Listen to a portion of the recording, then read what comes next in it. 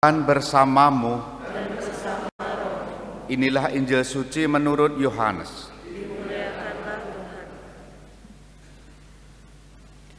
Pada hari Minggu Paskah, setelah mendapati makam Yesus kosong, Maria Magdalena berlari-lari mendapatkan Simon Petrus dan murid lain yang dikasihi Yesus. Ia berkata kepada mereka, "Tuhan telah diambil orang dari makam dan kami tidak tahu di mana ia diletakkan."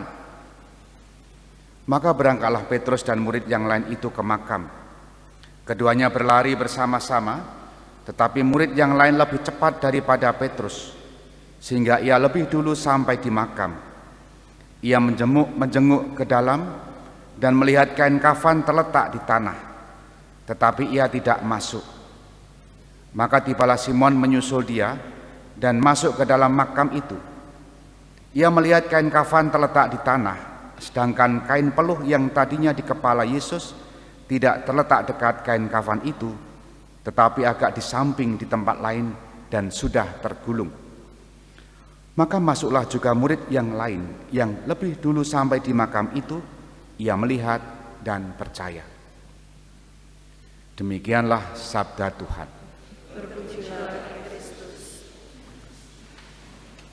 Saudari-saudara yang dikasihi Tuhan, pengalaman itu artinya sungguh-sungguh dialami. Kalau saya misalnya mengatakan saya punya pengalaman, artinya saya mengalami. Pengetahuan itu sama saja, saya punya pengetahuan artinya saya memiliki pengetahuan, ada yang saya ketahui.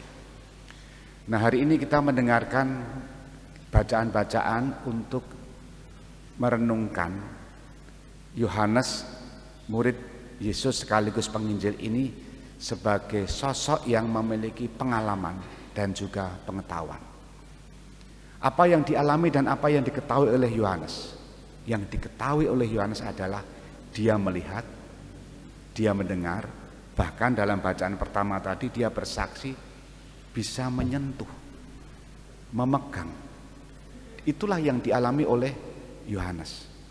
Nah, pengalaman tentang apa? Pengalaman tentang Yesus, pengalaman tentang gurunya, pengalaman tentang orang yang dicintainya. Dan dia mengakui dalam tulisan-tulisannya, dialah utusan Allah dan dialah layak yang disembah.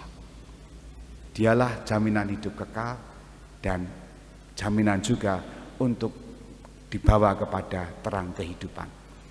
Nah, saudari-saudara yang dikasihi Tuhan, terkait dengan pengalaman, belajar dari Yohanes, apa yang terjadi dalam hidup kita sebetulnya dalam hal iman, banyak sekali pengalaman-pengalaman yang kita miliki. Pengalaman apa? Tentu saja pengalaman iman kita. Bapak Ibu, saudara-saudara sudah berapa tahun menjadi orang Kristiani? Sudah berapa tahun ikut Yesus? Dan tentang pengalaman itu seringkali juga mengalami kekosongan, betul enggak? Kegagalan, betul enggak? Contoh, sudah berkali-kali berdoa, bertubi-tubi, berpuluh-puluh tahun berdoa tapi tidak dikabulkan. Nah, situasi-situasi itu kan dialami. Lalu bagaimana mengalaminya? Apakah bertahan atau lalu menanggalkan atau lalu sudah selesai? Nah, apapun pengalaman itu merupakan kekayaan rohani, Bapak Ibu saudara-saudara. Maka kalau kita mengalami itu baik juga kita menjadi Yohanes kecil. Apa? Bersaksi. Karena kita sendiri mengalami dijumpai oleh Tuhan dalam kekeringan hidup kita, mengalami disapa Tuhan dalam kekosongan hidup kita. Peristiwa makam kosong pun juga menjadi kekosongan para murid awal. Tetapi Yohanes disebut dalam Injil yang lebih dulu sampai di makam itu, ia melihat dan percaya.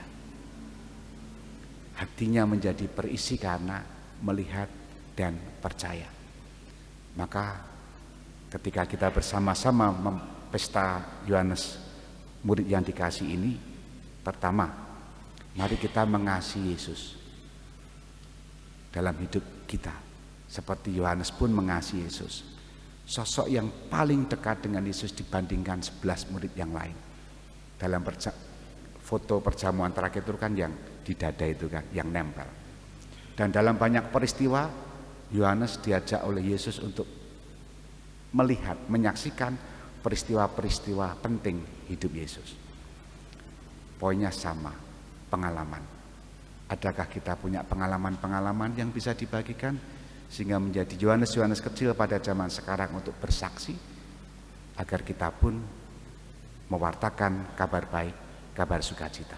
Kita hening sejenak.